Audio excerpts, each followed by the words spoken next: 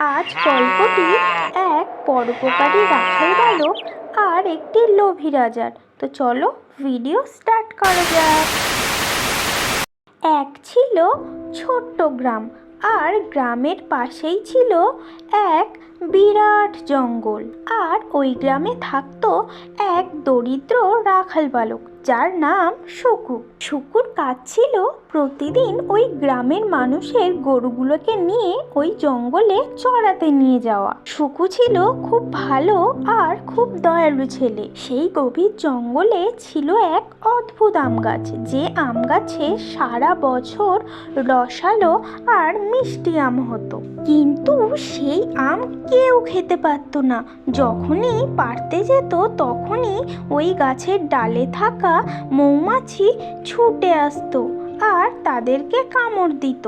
এই ভয়ে আম গাছের ধারে কাছেও কেউ যেত না। প্রতিদিনের মতো শুকু সেই দিনও গরুগুলোকে নিয়ে ওই গভীর জঙ্গলে খাওয়াতে গেছিল। যাওয়ার পর প্রচণ্ড রোদে সে খুবই অসুস্থ হয়ে যায়, আর সে গিয়ে বসে সেই আম গাছের নিচে। হঠাৎ তার চোখ পড়ে সেই আম গাছের উপরে।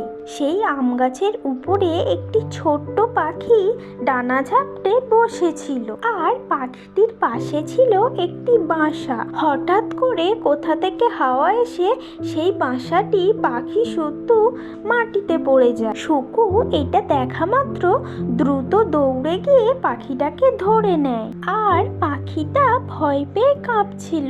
তাই শুকু তাকে সাবধানে নিয়ে বাসায় রেখে দেয়।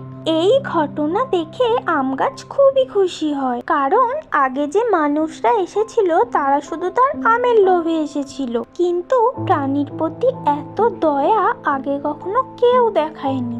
গাছের ডাল থেকে একটা আম নিজে থেকেই মাটিতে এসে পড়ে। শুকু আমটা হাতে নেয় আর খেয়ে দেখে আমটা অনেক মিষ্টি ছিল। এত মিষ্টি আম শুকু আগে কখনো কোথাও খায়নি। শুকু পরের দিন তার গরিব বন্ধুদের জন্য নিয়ে যায়। এই কথা পাশের রাজ্যের লোভী রাজার কানে পৌঁছায়, আর শোনা মাত্র রাজা তার দলবল সৈন্য নিয়ে সে রওনা দেয় আম গাছ দখল করতে। রাজা গাছ থেকে আম পাড়ার জন্য লম্বা একটা মই লাগায়। যেইমাত্র রাজা মই বেয়ে উপরে ওঠে, সঙ্গে সঙ্গে মৌমাছির দল এসে তাকে ঘিরে ধরে। রাজা মৌমাছির কামড়ে অস্থির হয়ে নিচে পড়ে যায়। তখন শুকু এসে রাজাকে বাঁচায়। শুকু রাজাকে বোঝায় যে এই গাছ কারোর একার নয়, প্রকৃতি সবার জন্য। লোভ করলে এমনটাই হয়। রাজা নিজের ভুল বুঝতে পারে এবং সবার কাছে ক্ষমা চায়, এবং শুকুর সঙ্গে মিলে সেই আমগুলো গ্রামের সবার মধ্যে ভাগ করে দেয়। আর সেই দিনের পর থেকে শুকু আর গ্রামের লোক কখনোই অভুক্ত থাকতো না।